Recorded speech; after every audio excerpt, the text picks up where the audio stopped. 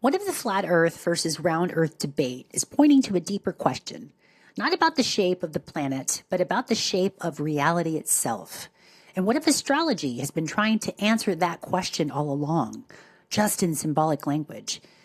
Because maybe the real inquiry isn't whether the Earth is flat or spherical. Maybe the deeper inquiry is reality only physical, or is it multi-layered? So I've been sitting with a thought experiment lately, and not as a conclusion, but just as a deep contemplation. And the phrase that kept surfacing in the meditation was, what if planets are not just places, but planes of existence? Because I look at the spelling, planet, and you drop the T, and T is, to me, representative of the cross of matter. It's a plane. So it's not a destination in outer space, but it's an environment within our consciousness. So we're used to thinking of astrology as a map of the sky, a map of objects, a map of motion. But what if astrology is something else entirely? What if astrology isn't a map of space, but a map of states, states of awareness, states of emotion, states of embodiment, states of being? Because when you really sit with it, each planet already feels like an environment.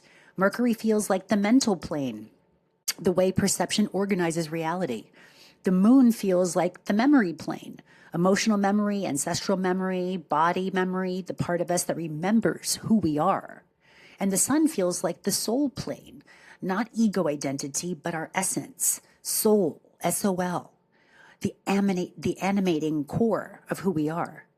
Venus feels like the plane of harmony in life, lushness, beauty, relational intelligence, the environments where life flourishes. Mars feels like the survival plane, heat, friction, instinct, the terrains where will is forged. And Jupiter feels like expansion, the atmosphere of meaning and philosophy, possibility, the horizon that keeps widening.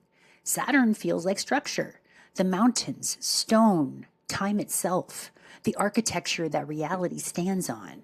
Uranus feels electric, lightning in the nervous system, awakening currents, the shock that rearranges our cosmic cymatic patterns.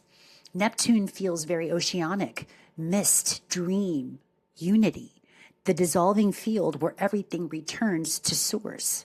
And Pluto feels like the void, not emptiness as nothingness, but the fertile vacuum soil where transformation begins.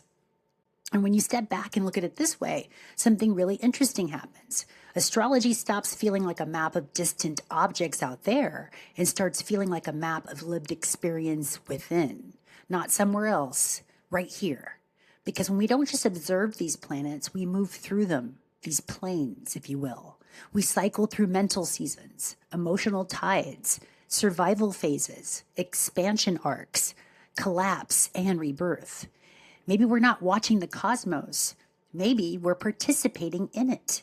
And this is where the metaphysical layer starts to emerge, because across so many wisdom traditions, there's a principle that keeps repeating.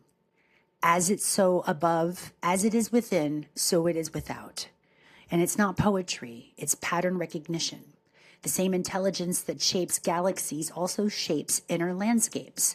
The same archetypes that move through the sky move through the psyche. So maybe the conversation was never meant to be the flat Earth versus round Earth. Maybe the real invitation is this. What if reality is multi-layered? Physical, yes, but also symbolic, psychological, energetic, and experiential.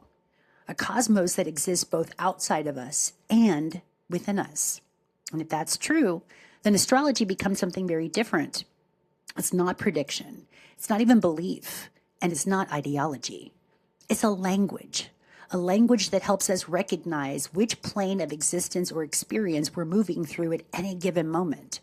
So instead of asking, do you believe in astrology? Maybe a more honest question is, have you ever felt yourself moving through seasons that felt bigger than you? Because maybe planets aren't trying to convince us of anything. Maybe they're just mirrors, markers, metaphors, reminding us that existence might be far more dimensional, multidimensional than we were ever taught to see. And maybe the sky was never just above us. It's also within us. If exploring astrology resonates with you, not as belief, but as a lived experience, you can explore more of my work through the link in my bio. I share reflections like this, chart sessions, and evolving tools for people who are curious about astrology as a living, embodied language. No pressure, just an open invitation to explore, if and when it feels aligned. Thank you, Soul Fam. So much love.